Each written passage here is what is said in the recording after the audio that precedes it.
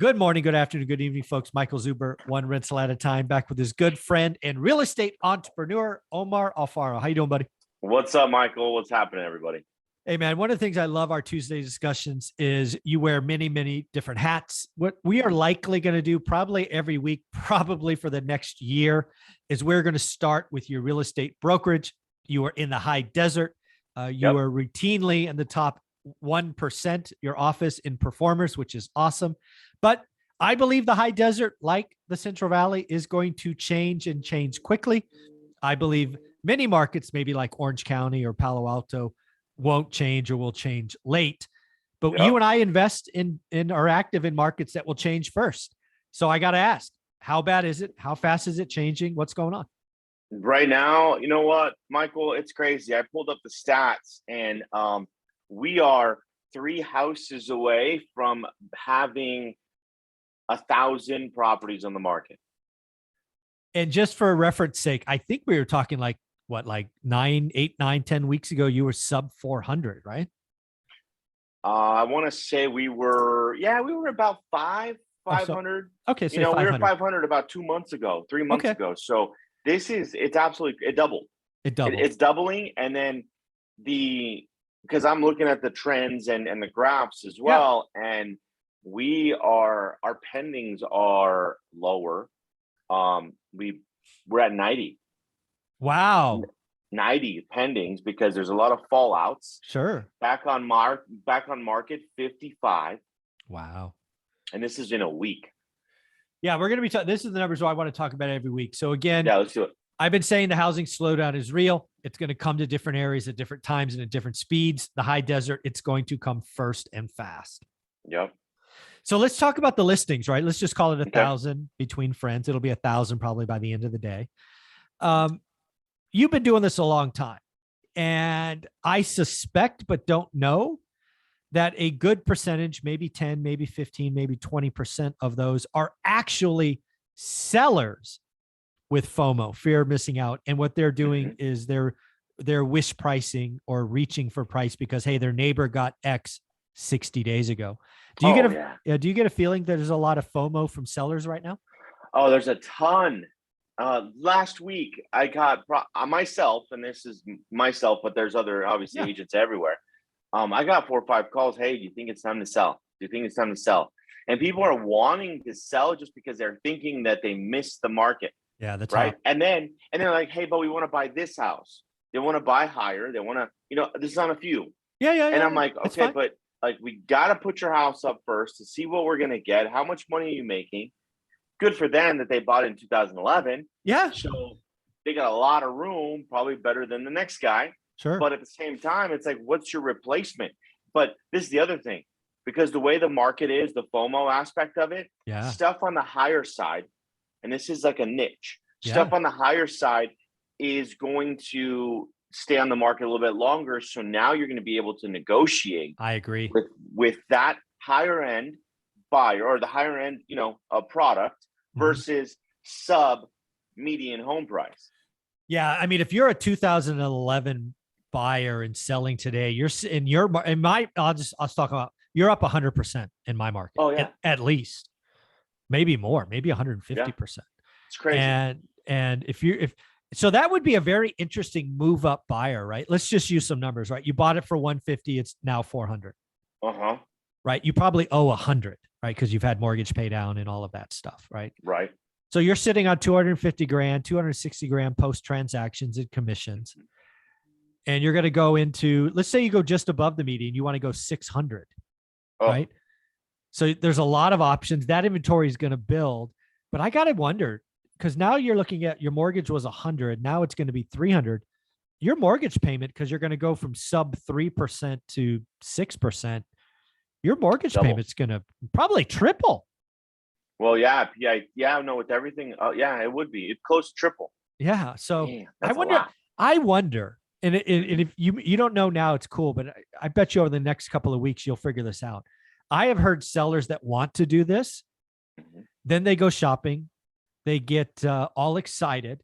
Then they go talk to the mortgage broker, right? Because one of the guys I talked to, Matt, the mortgage guy on Wednesdays, and he's like, the mortgage guy's the bearer of bad news.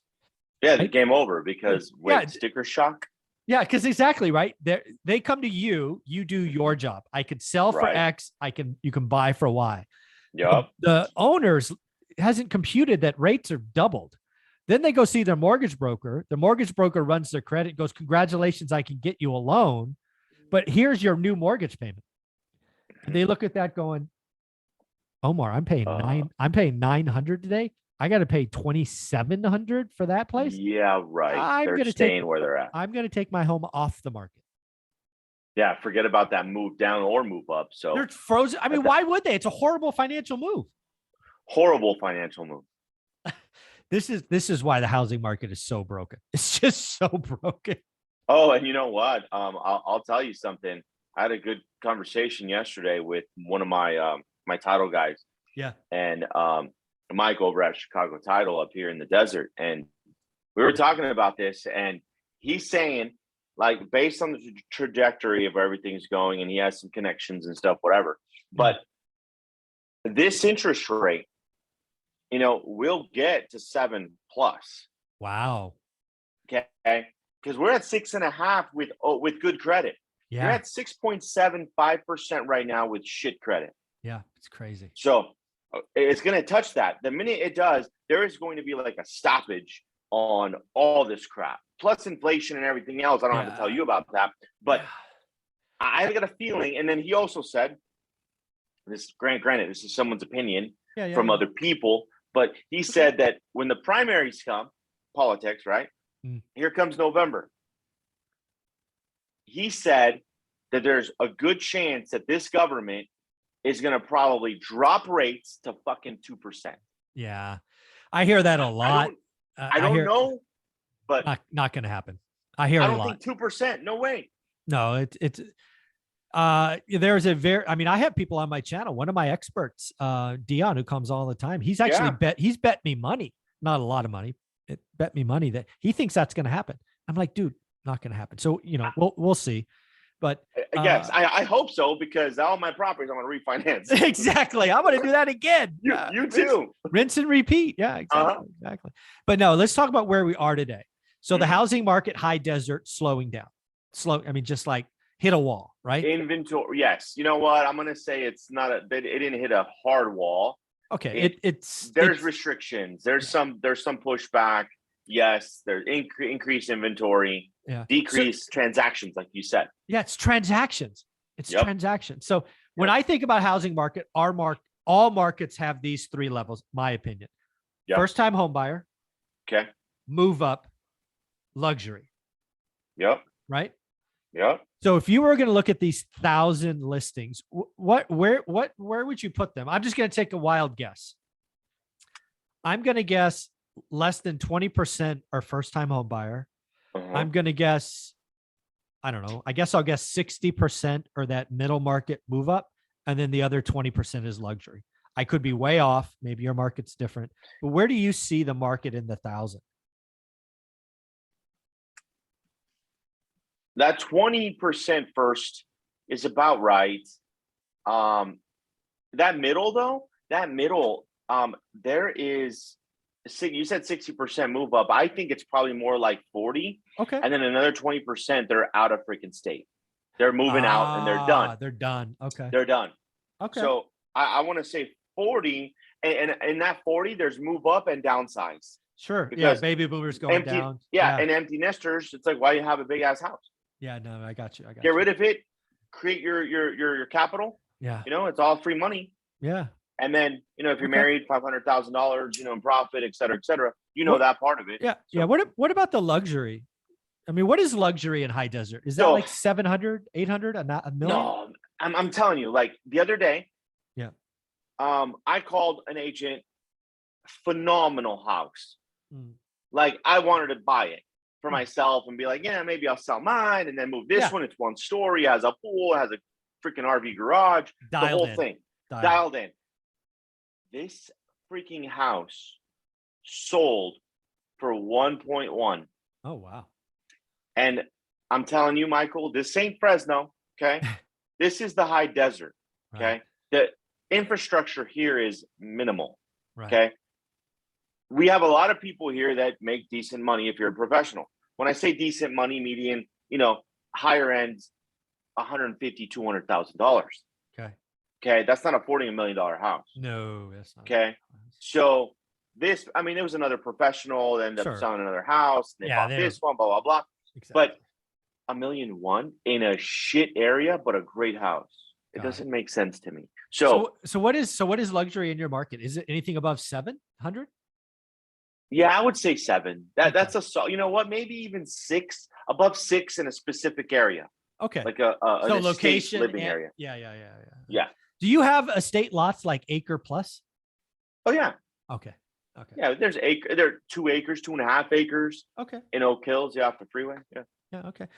So again, when we look at the high desert, again, it's clearly slowing down. If you were to put gun to my head, I would have said high desert slows first. It always does, right? It always does. That would not even have been it. It get hits first, and then it's the last. It's the last to come back. Exactly. Every time. So again, I think it's just the beginning. It would not shock me, honestly, if it wouldn't shock me if you got to 2,000 active listings. Damn, Michael, if we got to 2,000, that's a problem. How about 1,500? Well, a solid market. Yeah. It's 12, 13, 1,400 listings. All right. So 1,500 is not out of the realm, but 2,000's a problem. No, 2,000 would be a problem. 2,000 is like, I'm going to be asking every seller on the planet to do owner financing. Exactly. That's something I want people to realize is, I want people to really hear this. I keep saying it, but you just never know what video is going to click. Right. In a recession, in a bear market. Yep. It's not always about price. Nope. It's terms. Mm-hmm. You cannot get terms, or you very rarely get terms in a bull market, right? They're going to get their money. You're out. Yeah, they're like, I want cash now. Give me the most money possible, right? And they'll get it. Yep. And they'll get it. Lending's crazy. Nobody's looking at risk, but in a bad market, you will find motivated sellers. Motivated sellers sometimes won't give on price, but they will give you terms. Oh yeah, 4% interest rates all day. Dude, I just did a video with one of my non-QM lenders. He has a 50-40-10 program. Wait, 50-40-10? Yeah, so 50% first at 6.25. Wow. 40% seller financing. I've done deals at 1%, 10% down. 50-40-10. All I got to do is come out. I just did a video with Matt the Lumberjack this morning. Yeah. I took one of his deals he made 20% on and turned it into 52%. $200,000. Yeah, $200,000 less down. Okay. Increased his cash flow $2,000. Okay. He likes me a lot with this 50-40-10. Oh my gosh. That's we're gonna have to talk after this because I literally was on a phone call earlier. That's why I was a little bit late. Mm-hmm. Wrapping up a owner finance deal. Somebody said, "Hey, listen, you want to buy a house owner finance?" I said, "Yes, absolutely. Give me the details." Yeah. And they got a 4% first. Yep. And listen, we're gonna do a wrap. Obviously, the first I'm gonna keep it sub to. Yep. The middle part's going to be his owner finance aspect of it, and I'm gonna give him. I'm gonna tell him the terms: 4%, 10% down. Yep. There you go. And then I'll buy another one. Yeah. This whole game, so again, right? Again, folks, go back and look at Matt's video. It came out at 1:00 today. It's already posted. I gotta see it. Basically he's doubling. So he has a bunch of dry powder, which most investors do if they watch my channel, because we've been preparing.